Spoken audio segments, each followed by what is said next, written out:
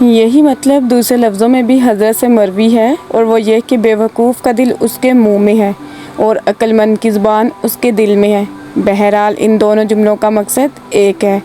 اپنے ایک ساتھی سے اس کی بیماری کی حالت میں فرمایا، اللہ نے تمہارے مرض کو تمہارے گناہوں کو دور کرنے کا ذریعہ قرار دیا ہے، کیونکہ خود مرض کا کوئی ثواب نہیں ہے مگر وہ گناہوں کو مٹاتا اور انہیں اس طرح جھاڑ دیتا ہے جس طرح درخت سے پتے جھڑتے ہیں۔ ہاں، ثواب اس میں ہوتا ہے کہ کچھ زبان سے کہا جائے اور کچھ ہاتھ پیروں سے کیا جائے، اور خداوند عالم اپنے بندوں میں سے نیک نیتی اور پاک دامنی کی وجہ سے جسے چاہتا ہے جنت میں داخل کرتا ہے۔ سید رضی فرماتے ہیں کہ حضرت نے سچ فرمایا کہ مرض کا کوئی ثواب نہیں ہے، کیونکہ مرض تو اس قسم کی چیزوں سے ہے جن میں عوض کا استحقاق ہوتا ہے،